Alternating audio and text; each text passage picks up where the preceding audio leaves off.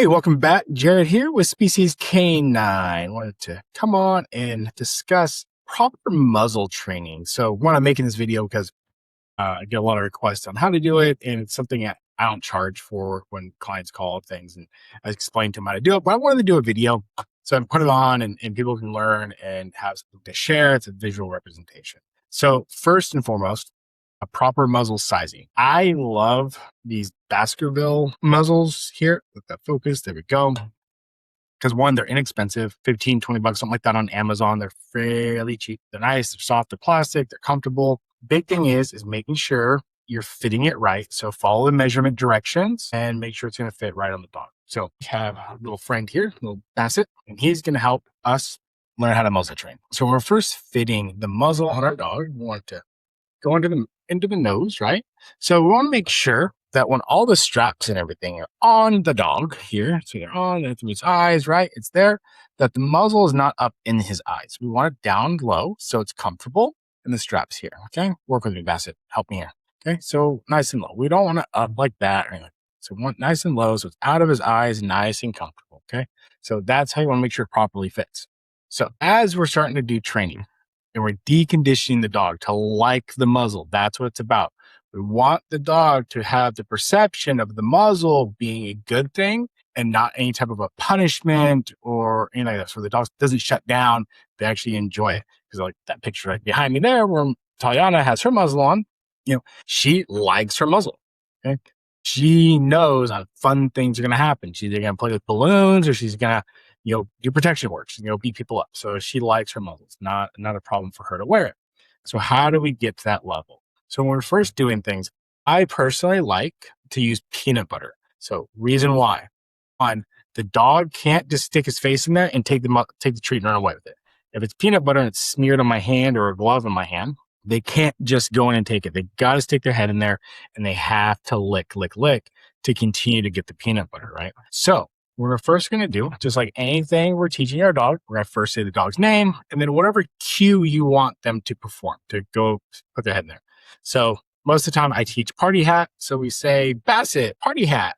And he goes, ooh, what's in there? Oh, peanut butter. That's good. That's good. I like the peanut butter. He's licking, right?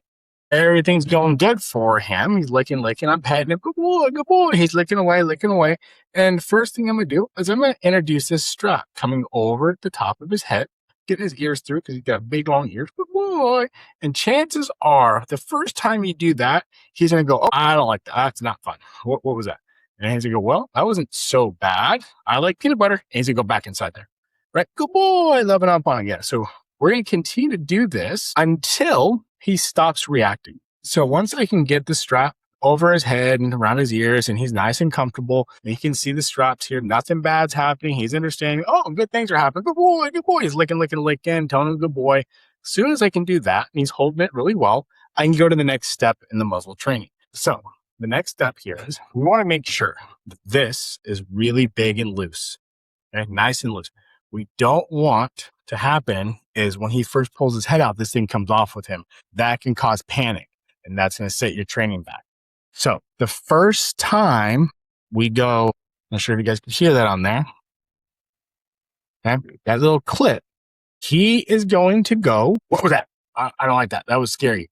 Nothing bad happened. Peanut butter, good. He's going to start licking again, right?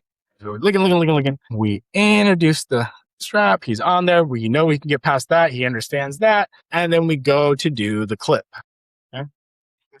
So I have to hold Basset. He won't stand by himself. So we do that clip, right? And he kind of might freak out. I don't know what that sound was. When he goes to pull out of that muzzle, we want it just to come off nice and easy for him, right? Obviously Basset's not a normal dog here. Good boy. So it comes off. We don't want him panicking.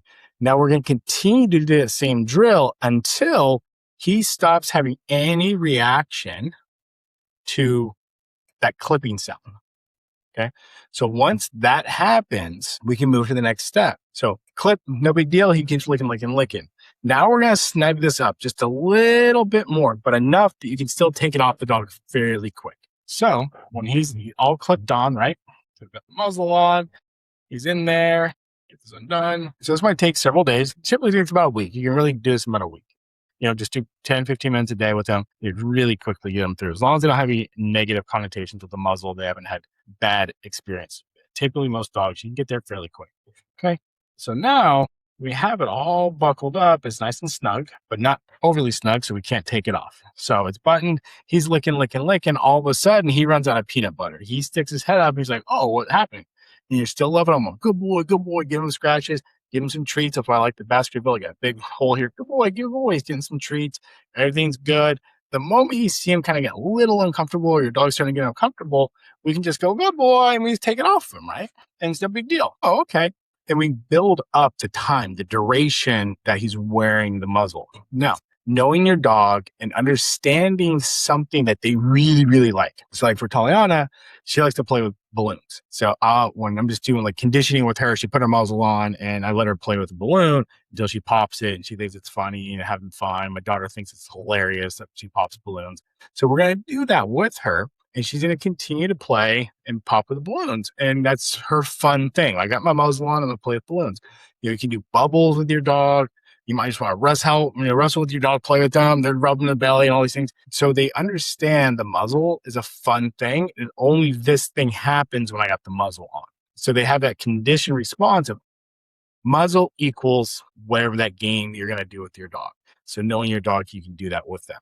And then you can slowly start building the time with them of having the muzzle on. So I know people out there, oh, muzzles are bad, blah, blah. They're not. At some point in time, your dog might be injured or scared, and you're going to take him to the vet, and the vet's just going to muzzle him, plain and simple. So don't add insult to injury in that scenario. If your dog is already muzzle trained, you just put the muzzle on the dog. They know, okay, everything's fine, no big deal. And your vet can do what they need to do with the dog, and you can handle the situation. You don't have to worry about that. It's much easier and better for your dog to, have their little kennel on their face than be stuck in a kennel all the time, right?